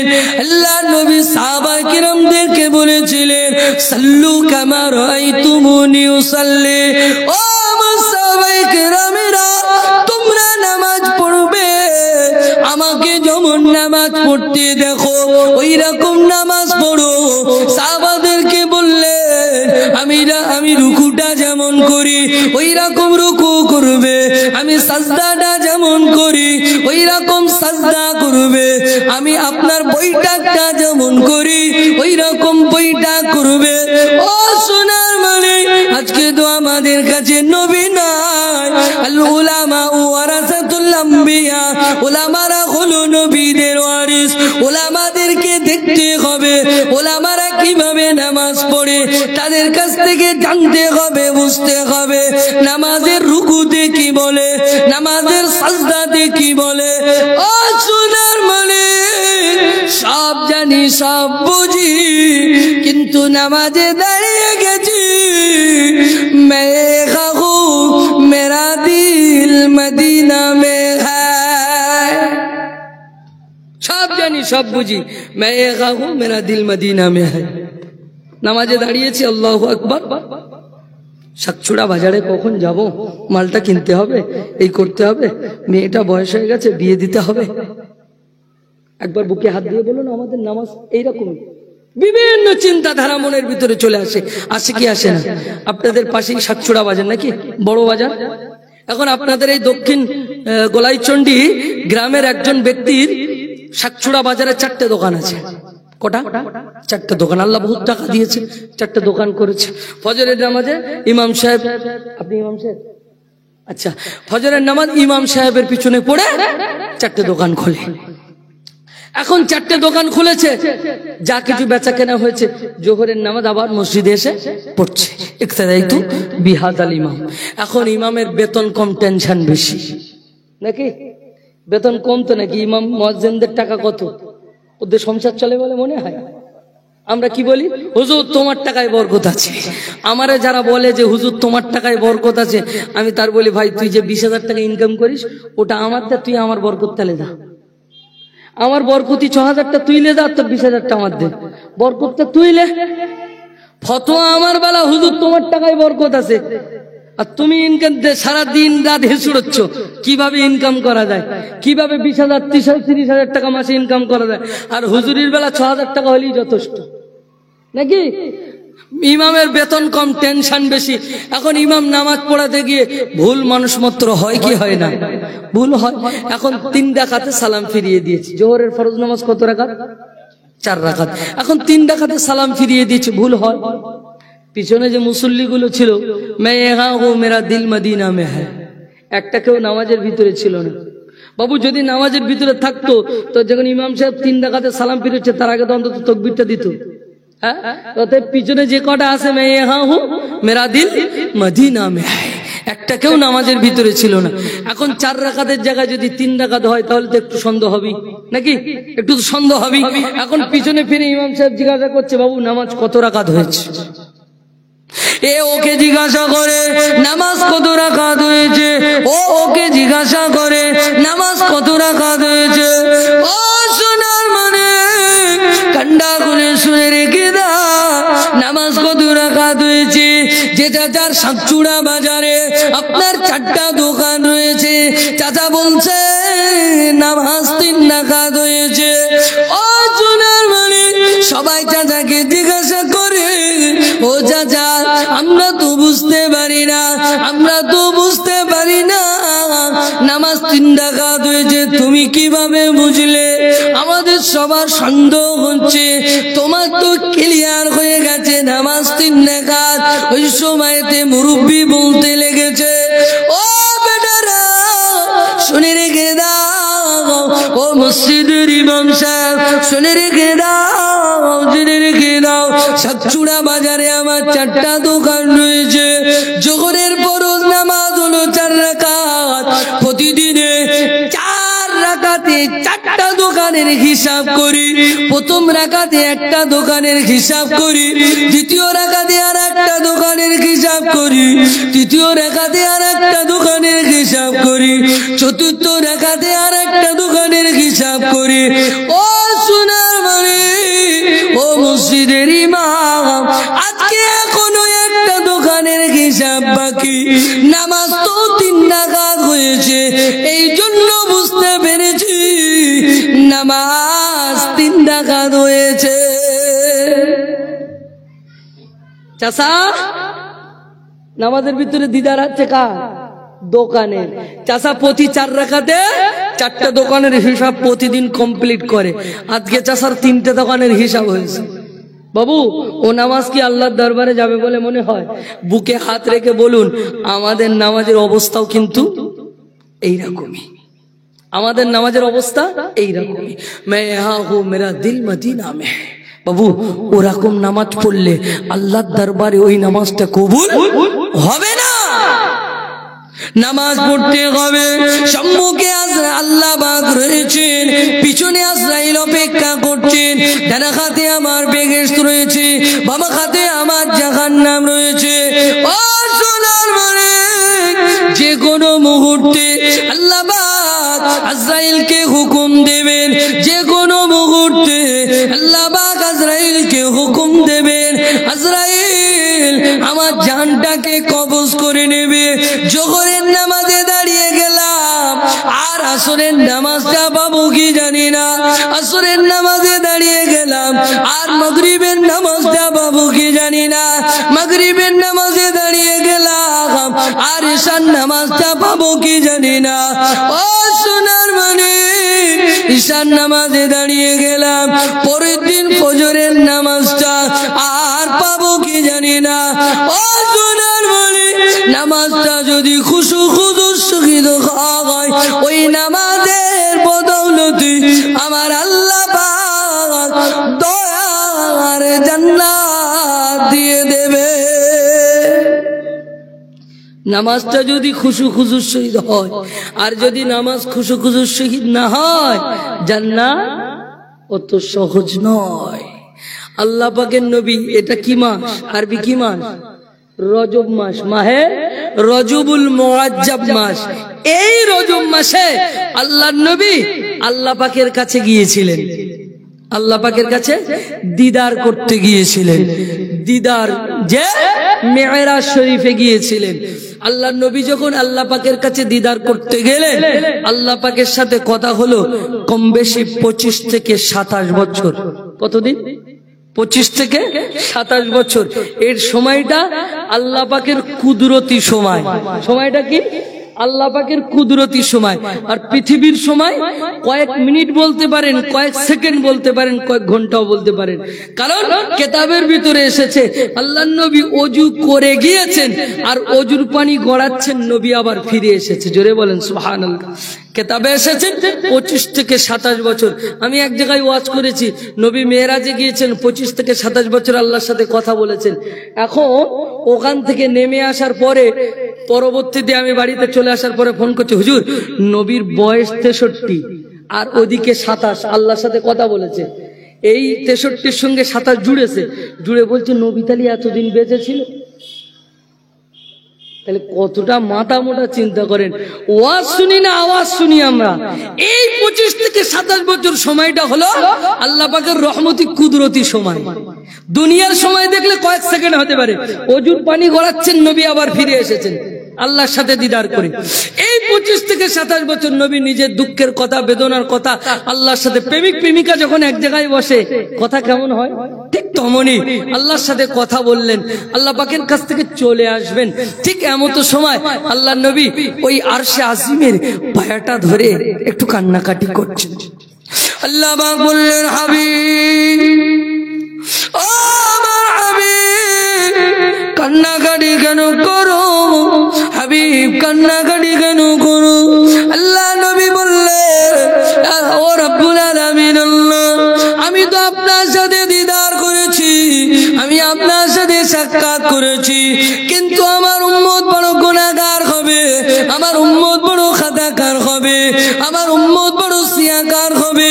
ওরা কিভাবে আপনার সাথে সাক্ষাৎ করবে? ওরা কিভাবে আপনার সাথে দিদার করবে? ওরা কিভাবে আপনার সাথে সাক্ষাৎ করবে? ও রব্বুল আলামিন আল্লাহ, আপনি যদি একটা বাত জানিয়ে দিতেন।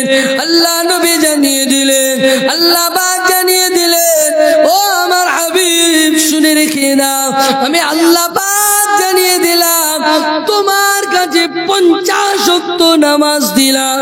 এই 50 ওয়াক্ত নামাজ যদি বান্দা সঠিকভাবে আদায় করে, আমি আল্লাহ পাক ওই নামাজের ভিতরে আমার দিদার হবে। আর একটু জোরে বলেন, ও নবী, তুমি তো বোরাক চড়ে আসমানে এসেছো, উম্মাদকে বোরাক চড়ে আসমানে আসতে হবে না। উম্মাদকে বোরাক চড়ে আসতে হবে না, বাড়ি থেকে ওযু করে মসজিদে চলে যাবে, ইমামের পিছনে দাঁড়িয়ে একটা দায়িত্ব বিহাজাল ইমাম বলে নামাজে দাঁড়িয়ে যাবে। নামাজটা যদি সঠিক হয়, নামাজটা যদি খুশুর সহিত হয়, ওই নামাজের বদৌলতে আল্লাহ পাক রহমতের দয়ার জান্নাত দেবেন। জোরে বলে, ওই নামাজের বদৌলতে, ওই নামাজের ভিতরে আল্লাহ পাকের দিদার নসিব হবে। জোরে বলে, আসমানে যেতে হবে না উম্মতের জন্য। নবী ফিরে আসছেন, হযরত মুসা আলাইহিস সালামের সঙ্গে দেখা। হযরত মুসা আলাইহিস সালাম বললেন, উম্মতের জন্য কি নিয়ে যাচ্ছ? আল্লাহর নবী আনন্দে চিত্তে বলেছিলেন, উম্মতের জন্য আল্লাহ 50 ওয়াক্ত নামাজ দিয়েছেন।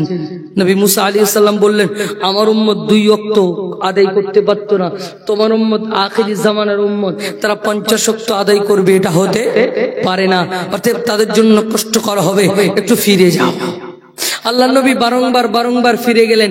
এক কথায় 9 বার ফিরে গেলেন। 5 9 45, 5 ওয়াক্ত করে কমিয়ে 45 ওয়াক্ত কমিয়ে 5-এ দাঁড়িয়ে গেছে। হযরত মুসা আলাইহিস সালাম আবার বলেছিলেন, আর একটা বার যাও, কিছুটা কমিয়ে আনো। আমার নবী বললেন, না না না, আর যাওয়া যাবে না, আমার আল্লাহ জানিয়ে দিয়েছে, আমার আল্লাহ বলে দিয়েছে, ও আমার হাবিব চলে যাও, এই 5 ওয়াক্ত নামাজ নিয়ে বান্দাকে দিয়ে দেবে, উম্মতকে দিয়ে দেবে। উম্মত যদি নামাজটা সঠিকভাবে আদায় করে, উম্মত যদি নামাজটা সঠিকভাবে আদায় করে, উম্মত যদি খুশুর সহিত নামাজটা আদায় করে, আমি আল্লাহ পাক ওই নামাজের ভিতরে 50 ওয়াক্ত নামাজের সওয়াব দেব। আর একটু জোরে বলে, 5 পড়লে কত হবে? 50 হবে। আবার আল্লাহ পাকে দিদার হবে।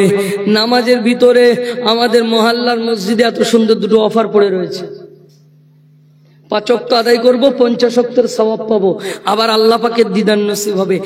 এত সুন্দর অফার থাকতে, এত সুন্দর অফার থাকতে মুসলমান লটারির দোকানে লাইন দিচ্ছে 30 টাকায় 30 লাখ। আছে আপনাদের এদিকে লটারি? এত সুন্দর অফার, তারপরেও মুসলমান লটারির দোকানে লাইনে দাঁড়িয়ে আছে 30 টাকায় 30 লাখ। পকেটে পয়সা নেই, ধার করে টিকিট করতে বলে বাদলি তো দিয়ে দেবেন। এ কোন মুসলমান? মসজিদে এত সুন্দর অফার পড়ে 5 ওয়াক্ত আদায় করবি 50 পাবি, 5-এ 50 দেবে, আবার আল্লাহ পাকের দিদার নসিব হবে। এর থেকে বড় সৌভাগ্যবান আর কেউ হতে পারে? বান্দা এ অফার ছেড়ে দিয়ে বান্দা ঘুরছে, বান্দা এখানে সেখানে ঘুরছে। একবার দরুদ শরীফ আল্লাহুম্মা সাল্লি আলা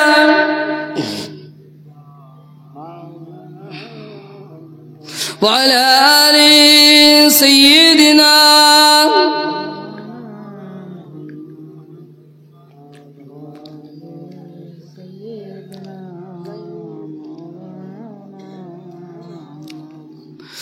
हर गुंबद जो देखोगे जमाना भूल जाओगे, अगर तौबा को जाओगे तो आना भूल जाओगे। हर गुंबद जो देखोगे जमाना अगर तौबा को जाओगे तो ना भूल जाओगे। हरा गुंबदे जो देखोगे जमाना भूल जाओगे। হাজী সাহেব আমার পাশে বসে আছেন, যারা একটা বার সবুজ গম্বুজের সামনে গিয়ে দাঁড়িয়েছে তাদেরকে জিজ্ঞাসা করবেন কিছু সময়ের জন্য যতক্ষণ দাঁড়িয়েছিল গোটা পৃথিবীটা ভুলে গেছে। জোরে বলে, জিজ্ঞাসা করবেন তাদের সবুজ গম্বুজের সামনে। আমি আজ থেকে 3 মাস আগে এই আগস্ট মাসে গিয়েছিলাম, ওমরায় গিয়েছিলাম। তো সবুজ গম্বুজের সামনে যখন দাঁড়াবে গোটা পৃথিবীটা ভুলে যাবে। তাই গজলের মধ্যে বলছে, তবে সবার জন্য না, কিছু লোক যায় পয়সার জোরে, কিছু লোক নবীর মহব্বতে, কিছু লোক পয়সার জোরে। একটা লোকের 4টে ছেলে, এখন আল্লাহ বহুত অর্থ দিয়েছে, বাজারে যায় লোকে বলে তোর বাপটার বয়স হচ্ছে হজে পাঠা, আল্লাহ তো বহুত অর্থ দিয়েছে, সব সময় বলে। ও আর সহ্য করতে না পেরে কাগজপত্র সব জোগাড় করে যাব্বা, পাসপোর্ট রেডি, তোমার হজে যেতে হবে। বলছে দেখ কচি, হজে পাঠাবি, মাঠে জমিগুলো কি হবে, চাষবাস গুলো কি হবে? মানে ও বুড়োর নিয়ত নেই, ওরে জোর করে পাঠাচ্ছে। বলছে তা পাঠাচ্ছি যখন যাই কি আর করব। তা গেল কোন রকমে কলকাতা দমদম এয়ারপোর্টে গিয়ে প্লেনে তুলে দিল। ওপারে গিয়েই জেদ্দায় নেমে ফোন করছে, আই করছি এই মাঠের দিকে একটু খেয়াল রাখিস, এই গরুগুলো একটু খেয়াল রাখিস। সবে নেমেছে, সবে নেমেছে, এখন 40-45 দিন 47 দিন কাটাতে হবে। কোন রকম দম বন্ধ করে কাটিয়েছে। এরপরে ওখান থেকে যখন ফিরে এসেছে বাড়ি এসে দাঁড়িয়ে বলছে, এই দেখ মাঠে গিয়েছিলি? বলছে হ্যাঁ গিয়েছিলাম। ও তো মন মানে না, জামা কাপড় খুলে পায় পায় মাঠে গিয়ে দেখে শাকসবজি যা ছিল সব শুকিয়ে গেছে, সার পানি কিছুই দেয়নি। তো বড় লোকের ছেলেরা মাঠে যায়, বাপ সেই সেকেলে বয়স থেকে চাষ করে আসছে, ওর ওই এটা ছাড়তে পারছে না, চাষগুলো ও করে। ছেলে পিলে বড় বড় চাকরি করে, ওরা মাঠে যায় নাকি? ওরা কেউ যায়নি, দেখিনি। এখন বাপ গিয়ে দেখছে সব শুকিয়ে গিয়েছে। বাড়ি এসে ইংরেজি শুরু করেছে, A to Z, এ থেকে জেড পর্যন্ত ইংরেজি বোঝেন তো।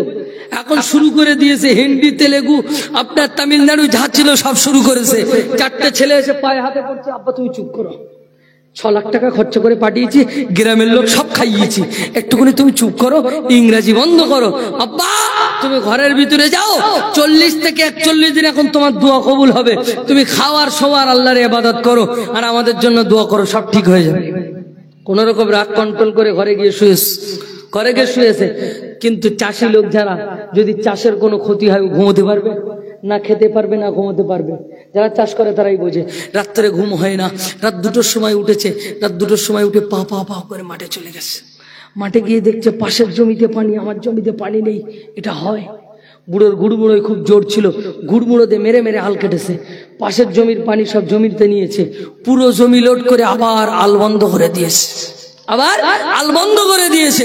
সকালবেলা বাড়ি এসে শুয়ে ফজরের নামাজের পর জিকির করছে, আল্লাহ আল্লাহ আল্লাহ আল্লাহ। ও সোনার মানে দক্ষিণ গোলায় চণ্ডীর মানুষেরা, আমি আপনাদেরকে বলে যাই, ওই জিকিরের আওয়াজে ছেলেদের ঘুমটা ভেঙে গেল। আব্বা এত জোরে জোরে জিকির করে, বাপ মনে হয় ভালো হয়ে গিয়েছে।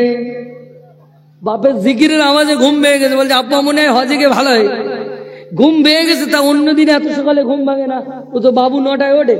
তো আজকে তাড়াতাড়ি ঘুম ভেঙেছে, বেরাসটা নিয়ে কলগেটটা নিয়ে বেরাস করতে করতে যায় মাঠের দিকে। কোনোদিন যায় না, আজকে সকাল সকালে উঠেছিল মাঠের দিকে যাই। আব্বা বলছিল সব নাকি শেষ হয়ে গেছে। তা যাই, পাপা করে মাঠের দিকে গিয়ে দেখছে জমিতে পানি ভরপুর। তাহলে আব্বা কাল বললো জমি শুকনো, মিথ্যা কথা বললো। বাড়ি এসছে, আব্বা তুমি কি মাঠে গিয়েছিলে নাকি? বলছে কেন? না জমিতে পানি লোড। বলছো এইবার বুঝতে পেরেছি, তোরা যে কাল বললি এখন 41 দিন আমার দোয়া কবুল হবে, আমি রাত্রে তাহাজ্জুদ পড়ে দোয়া করেছি, জমি লোড হয়ে গেছে। কি জিনিস বুঝতে পারছেন? বলছে রাত্রে তাহাজ্জুদ পড়ে দোয়া করেছি, জমি লোড হয়ে গেছে। ছেলে দেখছে আমার বাপ যা জিনিস, ওর দোয়া কবুল হবে। ও ফিরে আবার মাঠে গেছে, গিয়ে জমির 4 সাইড ঘুরছে, ঘুরে দেখতে আসে বুড়োর পায়ের দাগে এই বুড়োই তো আল কেটেছে, আল কেটে পানি নিয়েছে। বাড়ি এসে বলছে আব্বা 6 লাখ টাকা সব নষ্ট করে দিলি, কত কষ্ট করে 4 ভাই মিলে 6 লাখ টাকা দিয়ে তোকে পাঠালাম, সব শেষ করে দিলি। তো যাই হোক, সবাই নবীর মহব্বতে যায় না, সবাই নবীর মহব্বতে যায় না। অর্থ আছে যাই। হারা গুম্বাদে जो देखोगे जमाना भूल जाओगे, अगर तिबाक जाओगे तो आना भूल जाओगे। हरा गुंबदे जो देखोगे जमाना भूल जाओगे।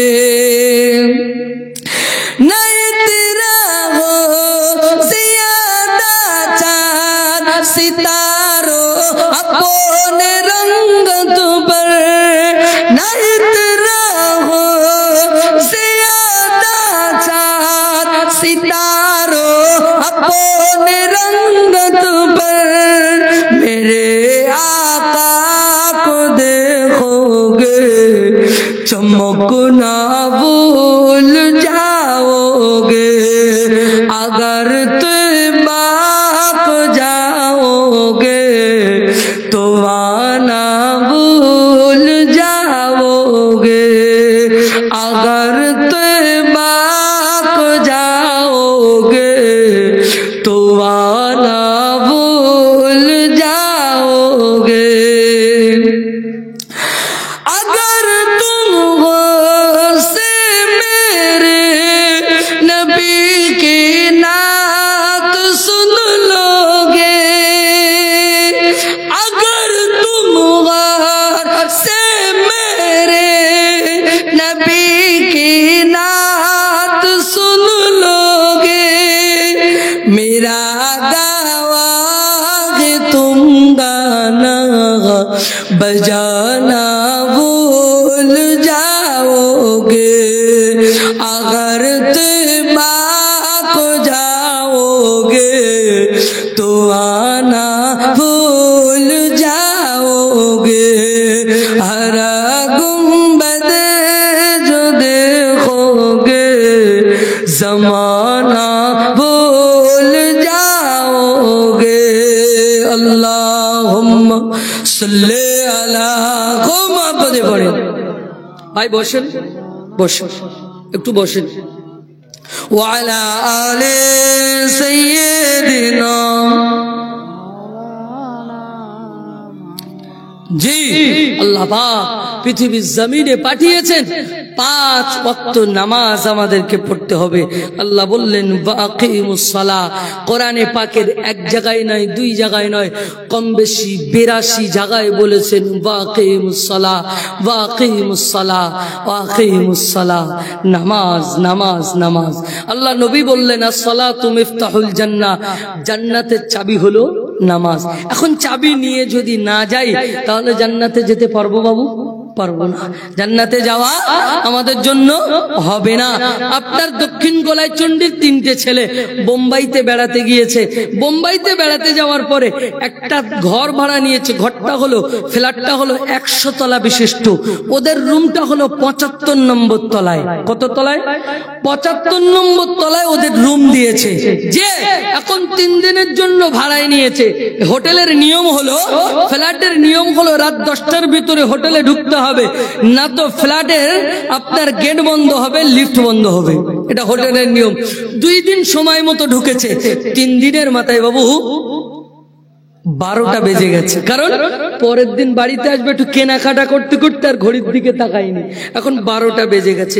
এখন গিয়ে দেখছে গেট বন্ধ হয়ে গেছে, লিফট বন্ধ হয়ে গেছে। গেটও বন্ধ, লিফট বন্ধ। বাবু এখন গেটম্যানের পায়ে হাতে পড়ে গেটটা খুলেছে, কিন্তু গেটম্যান বলছে লিফট চলবে না। বাবু আপনি বলেন এখন পায়ে চলে ওই সিঁড়ি দিয়ে 75 তলায় ওটাকে সম্ভব বলে মনে হয়? যতই যুবক ছেলে হোক, 2 তলা 3 তলা 4 তলা 5 তলা 10 তলা উঠবে, এর বেশি নাই।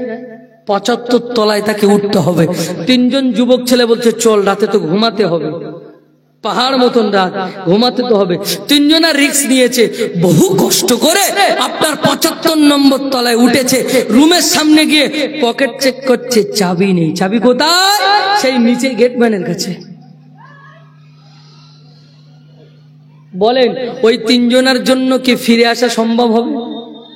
নিচেই ফিরে এসে চাবি নেওয়া সম্ভব? কোন রকমে সম্ভব হবে না। ওরা কি চিন্তা করলো, সিঁড়িতে শুয়ে পড়, কিছু করার নেই, সিঁড়িতেই শুয়ে পড়, রাতটুকুনি কাটা, সকাল হলে লিফট চালু করলে তখন দেখা যাবে।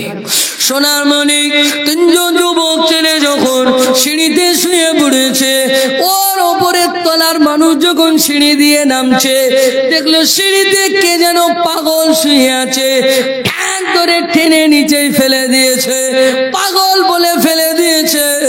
ও সোনার মানিক, আপনি কবরে চলে গিয়েছেন, জান্নাতের দরজার সামনে দাঁড়িয়ে আছেন, আপনার কাছে জান্নাতের চাবি নাই, আপনার কাছে নামাজ নাই।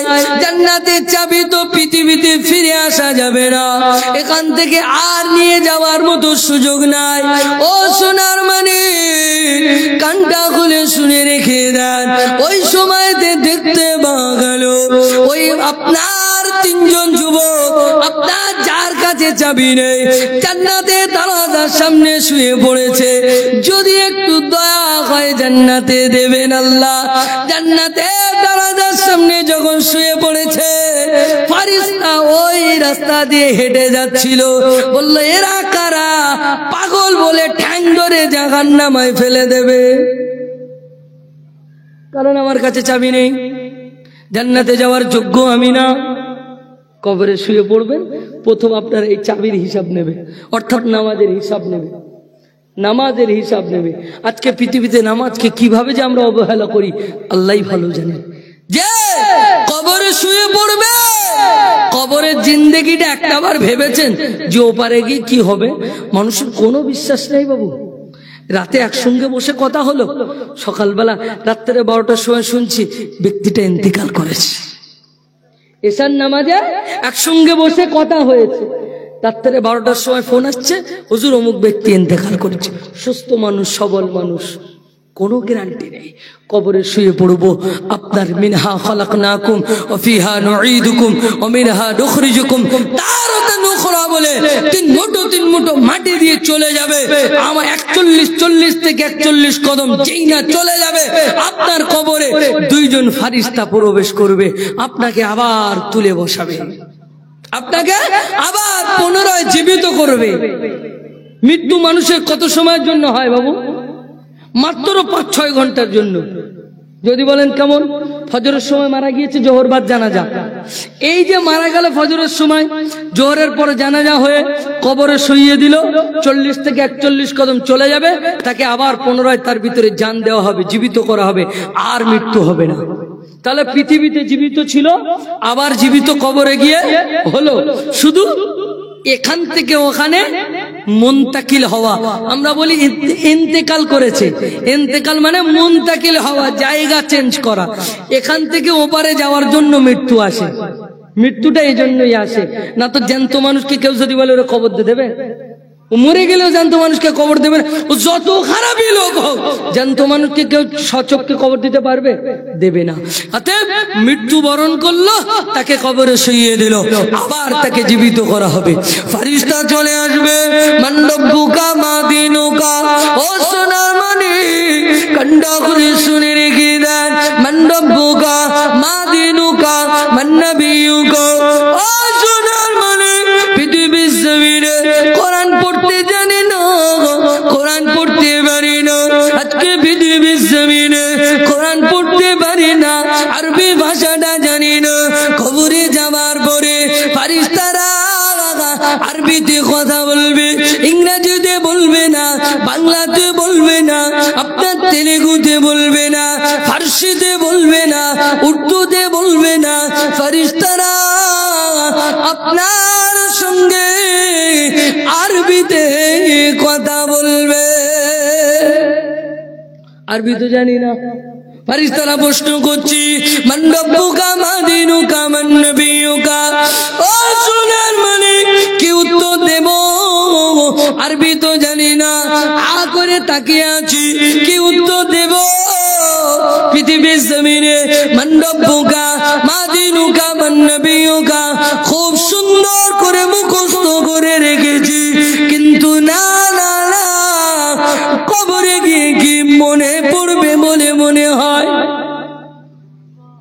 মুখস্থ বিদ্যা কোনো কাজে আসবে বাবু? মুখস্থ বিদ্যা কোনো কাজে আসবে না। চায়ের দোকানে মুফতি বসে আপনাদের দিকে, চায়ের দোকানে মুফতি বসে না? আরে ভাই, মাদ্রাসায় পড়া মুফতি নয়, চায়ের দোকানের মুফতি আলাদা। ও মুফতির ঠেলায় মাদ্রাসায় পড়া মুফতি চায়ের দোকানে ঢুকতে পারে না, এত ফতোয়া। বলছে জানিস অজুর ফরজ জানিস তুই? এ বলছে তুই জানিস, ও বলছে তুই জানিস। চায়ের দোকানের ফতোয়া মারাত্মক ফতোয়া। বললো অজুর ফরজ করা, বললো 4টে জানিস, এই হাত ধোয়া, পা ধোয়া, মুখ ধোয়া, নাক ধোয়া, একদম ঘরে সুন্দর করে অজুর ফরজটা বলে দিল। বাপের বেটা জীবনে অজু করেনি। ওই ফরজটা মুখস্থ করে কোনো কাজ হলো?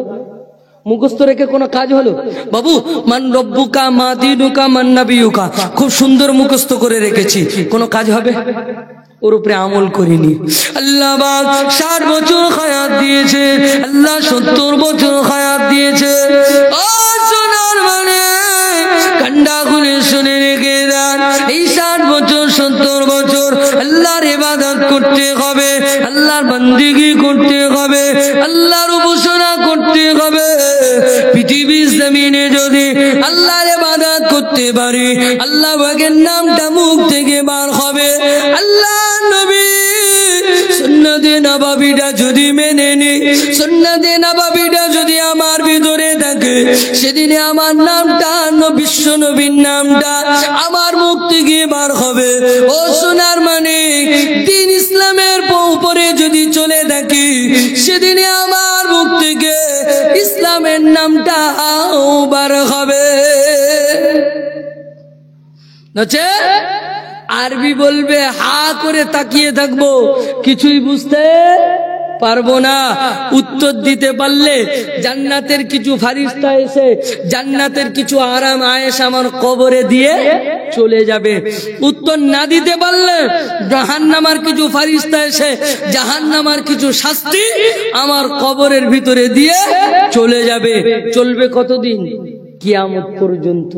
কিয়ামত সংগঠিত হবে, কিয়ামতের ময়দানে দাঁড়িয়ে যাব, আল্লাহ পাকের সামনে আবার আমাকে হিসাব দিতে হবে। যে বান্দাটা হিসাব দিতে পারবে, আল্লাহ জান্নাতের ফয়সালা করে দেবে। যে বান্দাটা হিসাব দিতে পারবে না, আল্লাহ জাহান্নামের ফয়সালা করে দেবে। ও সোনার মানে, একটা বান্দা যখন, যে বান্দাটা ভালো ছিল জান্নাতে চলে গেল, যে বান্দাটার আমলনামা কালো ছিল জাহান্নামায় চলে গেল। একটা বান্দা দাঁড়িয়ে রয়েছে, এক শ্রেণীর মানুষ দাঁড়িয়ে রয়েছে যাদের আমলনামাটা হলো সমান সমান, ভালো করেছে খারাপও করেছে। রাত্রে জলসা শুনেছে, সকালবেলা আবার দালালি করতে বেরিয়ে গেছে। রাত্রে জলসা শুনেছে, জলসা শুনে মদও খেয়েছে, নামাজও পড়েছে, পরে ঝেড়েও খেয়েছে, নামাজও পড়েছে, হারামও খেয়েছে। মানে আমলনামা ডোরো ডোরো। এদিকে খারাপ যতটা, ভালো ততটা। যাবে কোথায়? আল্লাহ দেবে কোথায়? এরে দাঁড়িয়ে আছে। এরকম এক শ্রেণীর মানুষ দাঁড়িয়ে থাকবে। আল্লাহ বলবেন চলে যাও হাসরের মাঠে, তোমাদের আত্মীয় স্বজন সবাই রয়েছে, ওদের কাছে চলে যাও, একটা করে নেকি আনো, একটা। আল্লাহ তাদেরকে বোঝাবেন সেদিন যে তোমরা যাদের ওসিলায় তোমরা পৃথিবীতে ঘুরতে বেড়াতে, যাদেরকে বেশি মহব্বত করতে, আজকে দেখো তারা তোমাদেরকে কতটা মহব্বত করে। চলে যাও তাদের কাছে। ওই সময় তারা সকলে চলে যাবে, আব্বা জানের কাছে যাবে। আব্বা জান বলবে পৃথিবীতে কোনো সন্তান ছিল না, মায়ের কাছে চলে যাবে। মা বলবে পৃথিবীতে সন্তান ছিল না, স্ত্রীর কাছে চলে যাবে। স্ত্রীর কাছে চলে যাবে, স্ত্রী বলবে পৃথিবীতে কোনো স্বামী ছিল না, স্ত্রী স্বামী ছিল না, কেউ চিনতে পারবে না, কেউ আমলনামা দেবে না। সর্বশেষ আখিরি নবী, শেষ নবী জনাবে মুহাম্মদুর রাসূলুল্লাহ সাল্লাল্লাহু আলাইহি ওয়াসাল্লামের কাছে যাবে। বিশ্বনবী সাজদায় পড়ে যাবে। আমার উম্মতের জন্য আল্লাহ আপনি নাজাতের ব্যবস্থা করে দেন। তাকবীর দেন, নারায়ে তাকবীর, নারায়ে তাকবীর। আরো জোরে দেন না নারায়ে তাকবীর, আরো জোরে দেন না নারায়ে তাকবীর। আসেন সকলে একটাবার বিশ্বনবীর শানে একটু সালাম পড়ি, উঠে দাঁড়িয়ে যান। আল্লাহর একজন আলেম এসেছে। কে এসেছে? আলেম বান্দার সম্মান আছে না নেই? আছে না নেই? জোরে বলেন। আলেমের সম্মান আছে তো নাকি? আজকে তো বর্তমানে পীর আর আল্লামায় ছড়াছড়ি। কে কাকে আল্লামা বলে খুঁজে পায় না, যে কে কাকে আল্লামা বলে খুঁজে পায় না। যে কোরআন পড়তে পারে না তাকেও বলছে আল্লামা, বলছে আল্লামা অমুক। আচ্ছা, কোরআন পড়তে গিয়ে দাঁত ভেঙে যাচ্ছে, কথা ঠিক কিনা? যে আমরা তেমন নাই। এখন পীর আর আল্লামায় ছড়াছড়ি, দেখছেন না? এই যে যন্ত্রগুলো দেখছেন, এই যন্ত্র যারা ব্যবহার করে ওরা জানে এখন যে কি হারে পীর আর আল্লামা নিয়ে মারপিট হচ্ছে। এখন মনে হয় অকশন উঠবে, পীর কারা পাবে। পীর তো তারা, বজলুর রহমান দরগাপুরি হুজুর বলতেন যে পীর তো তারাই। বর্তমানে আপনার বজলুর রহমান দরগাপুরি হুজুর বলছেন যে বর্তমানে পীর, বহুত পীর, ঘটি পীর, বাটি পীর, বালতি পীর। তো পীর তো তারাই। একবার যাও সুন্দরবনের জঙ্গলে, বাঘের সামনে গিয়ে দাঁড়াবে, বাঘ যদি ছেড়ে যায় তবে তুমি পীর। বাঘ তোমাকে দেখে ফিরে যাবে তবে তুমি পীর। আর বর্তমানকার পীর, এদেরকে যদি বাঘের সামনে দেওয়া হয়, 2-4টে গাছের গোড়ায় আষাঢ় দেবে, বলবে এখন 10 দিন আমার খাওয়ার চিন্তা থাকলো না। যে কটা পীর নিয়ে লাফালাফি করছে সেই কটা, বুঝতে পারেননি? এই কটারে এদের গাছের গোড়ায় 2-4টে দেবে আচার, এখন 10 দিনও চিন্তা থাকলো না, কোনো খাওয়া দাওয়ার চিন্তা নেই, 10 দিন ধরে ও মালটাকে খাবে। বুঝতে পেরেছেন এখনকার যে কটা পীর আছে? তো যাই হোক, বসিরহাটে আস্তানা রোডে একজন আল্লাহর ওলি শুয়ে আছেন, শাহ আলী রহমাতুল্লাহ আলাইহি। ওনার মাজারের পাশে একটা মাজার আছে, বাঘের মাজার। হুজুর সারা জীবন বাঘের পিঠে চড়ে কাটিয়েছে। তুমি মৌলবী বাঘের পিঠে চড়ো দেখি, কত বড় পীর হয়েছে, কত বড় আল্লামা হয়েছে, বাঘের পিঠে ওঠো দেখি। আল্লাহ হেফাজত করুন, সকলে বলুন আল্লাহুম্মা আমিন। ইয়া নবী সালাম,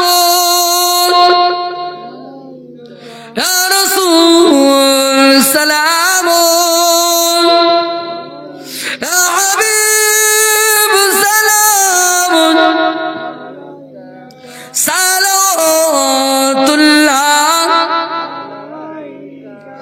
তাইফে দুষ্ট ছেলে আমার নবীকে পাগল ভাবি মারিল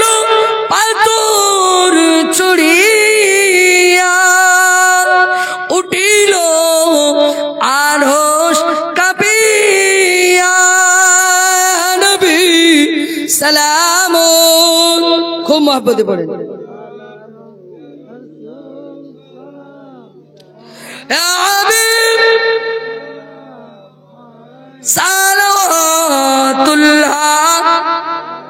সামনে সরে সরে জমে যাবে।